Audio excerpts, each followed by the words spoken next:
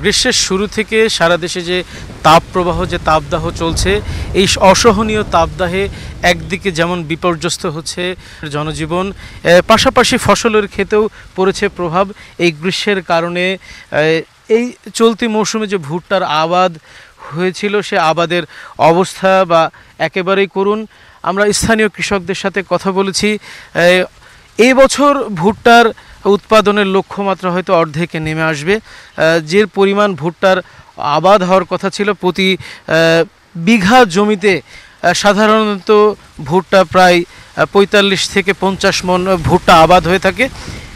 এই বছর সেই ভুট্টার আবাদ ৫০ মণের জায়গায় হয়তো ২০ থেকে ২৫ মণ ভুট্টার আবাদ হবে বলে মনে করছেন স্থানীয় কৃষকরা।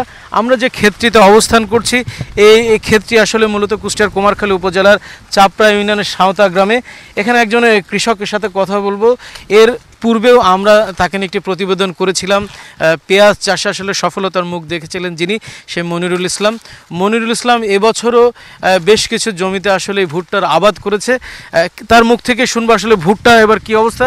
মনিরুল ভাই, কি অবস্থা ভুট্টার অবস্থা? প্রচণ্ড তাপ প্রবাহের কারণে এবার ভুট্টার অবস্থা ফলন অর্ধেকে নেমে আসতেছে। পানি টানি পালাম না, পানির লেয়ারে অনেক নিচে নেমে যাওয়ার কারণে আমরা সেচ দিতে পারি নাই।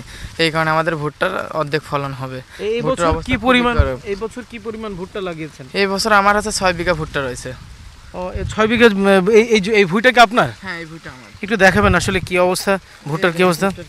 ভুট্টা যখন ফুলবে তখন ওই পানি পেল না। ভুট্টার অবস্থা একদম জিরো। কিছু কিছু কিছু গাছে ভালো হয়েছে, আর সব ভুট্টাই নষ্ট হয়ে যাচ্ছে, গাছ পুড়ি মরে যাচ্ছে। মানে সে সময় কি আসলে সেচ দিতে পারেন? না, সেচ দিতে পারতেছি না। সেচ দেবো কিভাবে? পানির লেয়ার নামে গেছে, কোনোভাবে কোনো বোরিংয়ে কোনো মেশিনে পানি উঠতেছে না। যে পরিমাণ আসলে আপনার বিঘা প্রতি আসলে খরচ কেমন পড়েছে? বিঘা প্রতি খরচ তো অনেক হয়েছে। এখন খরচ তো বলে তো কাম হচ্ছে না।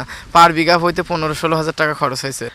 এই যে গ্রীষ্মের যে আসলে তাপদাহ, এই তাপদাহে যে ক্ষতিগ্রস্ত হচ্ছে, আসলে কি ক্ষতিপূরণ এখন কিভাবে মেকআপ করব?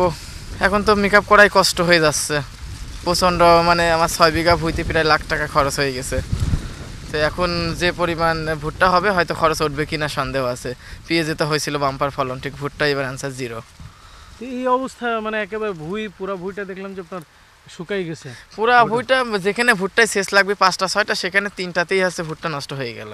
এখনও 3টা সেচ দিতে পারি নাই। 3টা সেচ দিতে পারলে হয়তো ভুট্টাটা খুব ভালো হতো। এখন কি অবস্থা, কি মনে করছেন আসলে ক্ষতিপূরণ কেমন? এখন ক্ষতিপূরণ কিভাবে আমার মানে ভাবি পাচ্ছি না, মানে দিশেহারা হয়ে যাচ্ছে লসে। মাঠে যে খরচটা করেছেন সেটা কি উঠবে? সেটা উঠবে কিনা সন্দেহ আছে। ভুট্টার বাজার যদি ভালো থাকে তাহলে হয়তো উঠতে পারে, আর যদি ভুট্টার বাজার যদি নিম্নমুখী থাকে তাহলে হয়তো উঠবে না। এমনিতে আসলে কৃষি অফিস বা সংশ্লিষ্ট দপ্তরগুলোকে আপনাদের খোঁজ খবর বা এই বিষয়ে কোনো? হ্যাঁ, আমার কৃষি অফিস, কুমারখালী কৃষি অফিসার মহোদয় এই এত পরিমাণ তাপ প্রবাহের মাঝেও তারা যেভাবে সার্ভিস দিয়ে যাচ্ছে, তারা সবসময় মাঠে আসতেছে, মাঠে তদারকি করতেছে, প্রত্যেকটা ফসলের প্রত্যেকটা দিক নির্দেশনা দিচ্ছে যে এই ফসলে এটা করেন, এই ফসলে এটা করেন। তাদের নির্দেশনা অনুযায়ী পর্যন্ত কোনো কাজ হচ্ছে না। কি করতে হচ্ছে না? পানি পাচ্ছি না আমরা। কৃষি অফিস তো খুবই মাঠে আসতেছে, মাঠে কাজ করতেছে, এত প্রচণ্ড, যেখানে ৪২-৪৩ ডিগ্রি কুষ্টিয়া তাপমাত্রা চলতেছে, তার মাঝেও আমাদের কুমারখালী কৃষি অফিস খুবই সার্ভিস দিয়ে যাচ্ছে, খুবই ভালো মানের। আমরা আর একজন প্রান্তিক কৃষকের সাথে কথা বলবো। ভাই, একটু যদি আপনার পরিচয়টা দিতেন। আর নাম হইল কদর। আমার এই মামার এই ভুট্টো গুণা খুব, জি আমার মামার ভুঁই খুব ক্ষতিগ্রস্ত হয়ে গেছে। এই পানির অভাবে ভুট্টো জমাতে পারি নাই, অর্ধেক ফলন আসবে, খুবই ক্ষতিগ্রস্ত। এতে কি আসলে মানে আপনার খরচ কি উঠবে? না, উঠবে না, খরচ উঠবে না। না। এতক্ষণ আমরা প্রান্তিক দুজন কৃষকের সাথে কথা বলছিলাম। আসলেই তীব্র এই তাপদাহের কারণে যেভাবে আসলে ফসলের ক্ষতি হয়েছে, বিএডিসির যে আসলে সেচ প্রকল্প রয়েছে, এই প্রান্তিক কৃষকরা যেন আসলে সেচ প্রকল্পের সুবিধাটা পায়, এমনটি জানিয়েছেন এই স্থানীয় প্রান্তিক কৃষকরা। কুষ্টিয়া থেকে এই ছিল আমার কাছে সর্বশেষ।